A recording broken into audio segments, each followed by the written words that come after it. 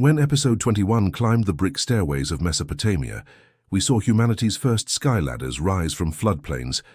Now we cross oceans to a hemisphere where the word pyramid means something different. Temples that beat like hearts at the center of living cities, stairways where gods arrive and kings ascend, calendars frozen in stone. In the Americas, pyramids were not tombs sealed for eternity.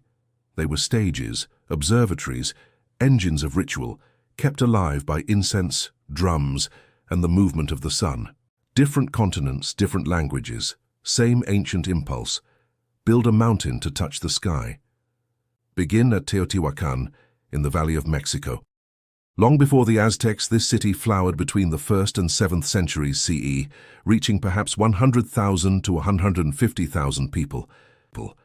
Its broad avenue of the dead runs arrow-straight toward the Pyramid of the Moon, while the colossal Pyramid of the Sun rises to one side like a man-made volcano.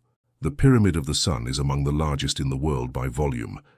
Its terraces are built in the talud-tablero style, sloping walls capped by vertical panels, an architectural signature that Teotihuacan stamped across Mesoamerica through influence and trade. Beneath the pyramid lies a natural lava tube cave extended by humans, likely a sacred womb of Earth. Later excavations at the nearby Feathered Serpent Pyramid revealed a tunnel glittering with mica and ending in basins of liquid mercury. An underworld mirrored sky, where priests may have reenacted the creation of the cosmos. Teotihuacan's pyramids were not graves that end stories. They were portals that began them. When Teotihuacan faded, its ideas traveled. The Aztecs, arriving in the Valley of Mexico centuries later, called the ruins the place where gods were made. They replicated the stepped mountain form at Templo Mayor in Tenochtitlan, their island capital. There, twin temples crowned the pyramid, one for Tlaloc, rain, and one for Huitzilopochtli, sun, war. Offerings filled with obsidian blades, shell, jaguar bones, and even tropical coral moved from sea to lake by human will. Ritual sacrifice occurred on those steps, a difficult reality to face and essential to understand. For the Aztecs, blood was not cruelty for its own sake. It was a cosmic fuel to keep the sun moving. Architecture made the myth visible.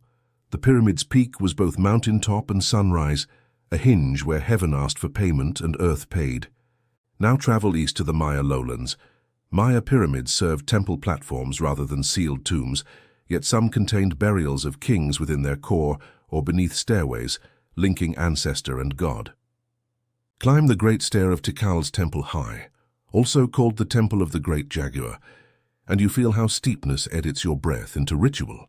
Across the plaza rises Temple 2, face to face, creating a dialogue in stone. At Calakmul, twin pyramids anchor a sea of forest. At Palenque, the Temple of the Inscriptions hides the tomb of Pakal, its stair dropping into the earth like a reverse ascent.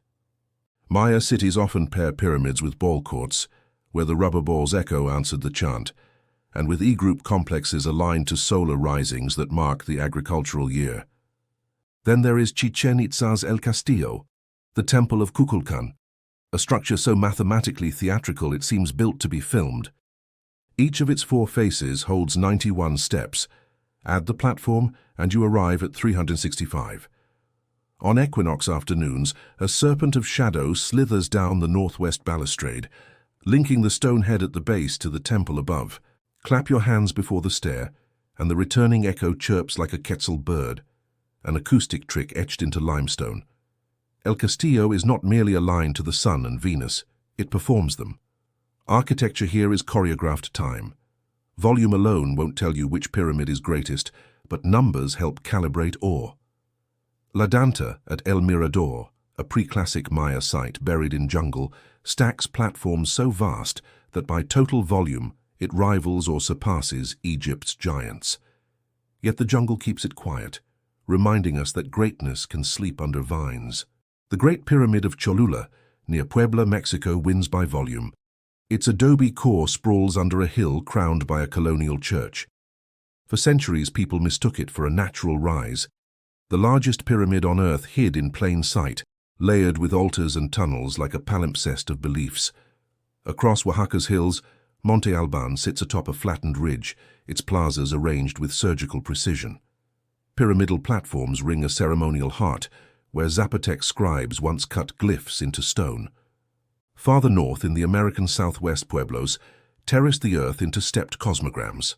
Farther south in Peru, the Moche raised sun-baked huacas, like the Huaca del Sol step pyramids of adobe, built by millions of hand-formed bricks, stamped with makers' marks.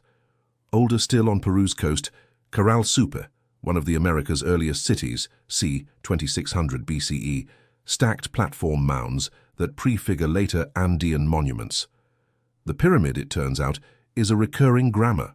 Civilizations keep conjugating it toward the divine. Why steps? Because a stair is both form and verb. It instructs the body to climb. In Mesoamerica, the pyramid's stair-scripted ritual. Priests ascended bearing copal smoke. Dancers rose in feathers. Captives were led skyward in grim choreography. Sacrifice disturbs modern sensibility, but step back to see the system inside which it made sense.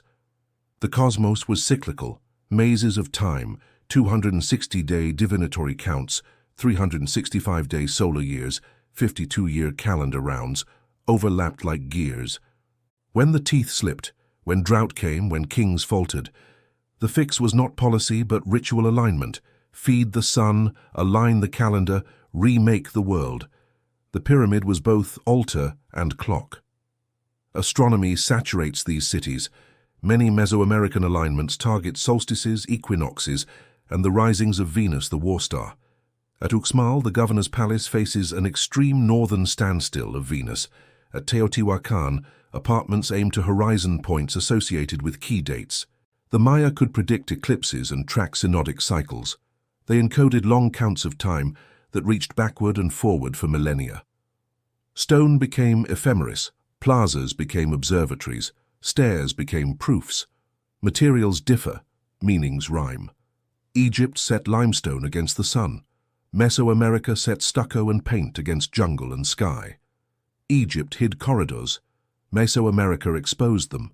Yet both turned landscape into cosmology.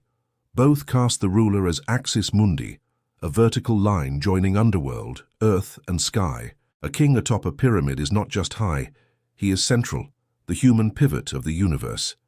That is power you can see from miles away. Not all pyramid stories are triumph. Many ended as cities emptied under droughts, wars, and shifts in trade. Teotihuacan's palaces burned. Classic Maya capitals thinned as climate patterns and political fracturing cut networks apart. Aztec Tenochtitlan fell to steel and smallpox, its Templo Mayor dismantled and later rediscovered beneath Mexico City's streets. Yet endings also protect beginnings. Ruins slow time so we can read.